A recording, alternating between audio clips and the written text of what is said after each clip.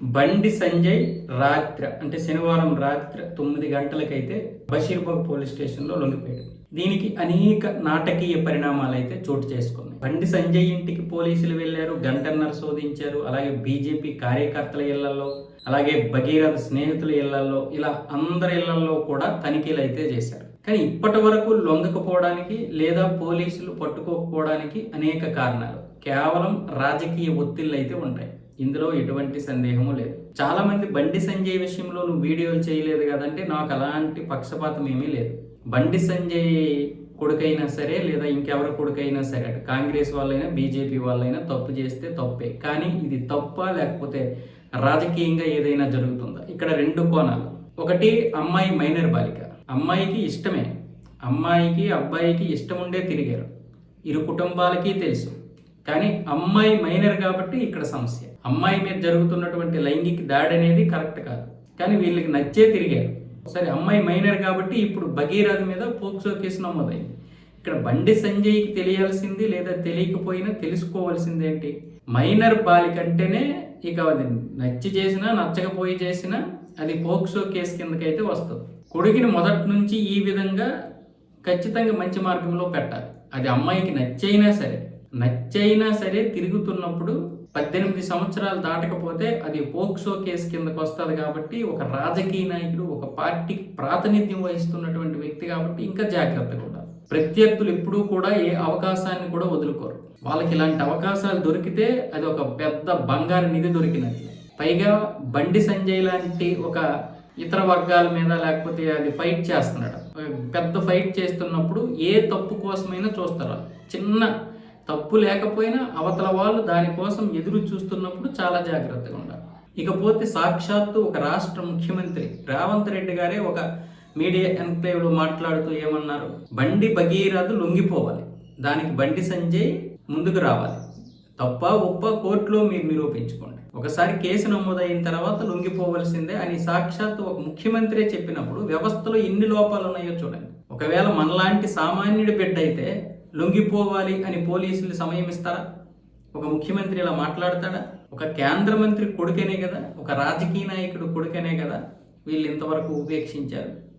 తప్పైనా ఒప్పైనా case నమోదైన తర్వాత arrest అవ్వాలంటే అరెస్ట్ అయిపోవాలంతే, అప్పుడు జవాబుదారీతనంగా ఉంటారు. ఇటు బండి సంజయ్ ఏం చెప్తున్నాడు అంటే, మా లాయర్లు అన్నీ చూశారు, అబ్బాయి దగ్గర ఉన్నటువంటి ఆధారాలన్నీ చూసిన తర్వాత అబ్బాయికి తప్పేమీ లేదు, బెయిల్ కూడా వచ్చేస్తుందని చెప్పారు కాబట్టి మేము లొంగిపోలేదు, ఇప్పటి వరకు సమయం పట్టింది, సరే ఇప్పుడు జరగాల్సింది ఏదో జరగాలి కాబట్టి మేము లొంగిపోతున్నాము అని చెప్తున్నారు బండి సంజయ్. కానీ ఒక సామాన్యుడిని ఈ విధంగానే ట్రీట్ చేస్తే చట్టంలో, అదే విధంగా ఇప్పుడు బండి భగీరథను కూడా ట్రీట్ చేయడంలో తప్పులేదు. కానీ ఒక సామాన్యుడికి ఒకలాగా, బండి భగీరథకి ఒకలాగా చేయడం అనేది కరెక్ట్ కాదు. అది తప్పుడు సంకేతం వెళ్తుంది. సాక్షాత్తు ఒక రేవంత్ రెడ్డి, ఒక ముఖ్యమంత్రి ఆ విధంగా మాట్లాడడం వ్యవస్థలో లోపం కనిపిస్తుంది పక్కాగా. ఇటు బండి భగీరథు ఒక మైనర్ అమ్మాయితో ఇష్టమున్నా లేకపోయినా తను చేసినటువంటి పని ఏదైతే ఉందో అది ఖచ్చితంగా తప్పే. ఎందుకంటే అమ్మాయి మైనర్, చట్టం అదే చెబుతోంది కాబట్టి. వాస్తవంగా ఇప్పుడు బండి సంజయ్ని రాజకీయంగా ఇరికించడం కోసం చేశారని స్పష్టంగా మనకు తెలుస్తోంది. ఒకవేళ ఇదే పని ఒక కాంగ్రెస్ నాయకుడు కొడుకో లేకపోతే ఇంకెవరి కొడుకైనా చేస్తే ఏమంటాం? తప్పనే కదంటాం. నీకు ఆ మాత్రం తెలియదా? అమ్మాయికి ఇష్టమైతే మాత్రం, అమ్మాయి మైనర్ బాలిక కాబట్టి ఇది పోక్సో కేసు కిందకు వస్తుంది, ఆ మాత్రం నువ్వు తెలియకుండానే కేంద్ర మంత్రి అయిపోయావా, కేంద్ర మంత్రికి కొడుకు అయిపోయావా అని మనం విరుచుకు పడతాం కదా. మరి ఇప్పుడు మనకి ఎందుకు కోపం రావడం లేదు? వాస్తవంగా చెప్పాలంటే నాకు ఎక్కడా కూడా పక్షపాతం అయితే లేదు ఇలాంటి విషయంలో. ఈరోజు అమ్మాయి అయింది, రేపు మన బిడ్డ అవుతుంది, లేకపోతే ఈరోజు భగీరథ అయ్యాడు, రేపు మన బిడ్డ అవుతాడు. ఎవరైనా సరే కుటుంబంలో ఏ విషయాన్ని కూడా పిల్లలతో అన్ని చర్చించాలి, పిల్లలకి అన్ని విషయాలు చెప్పాలి.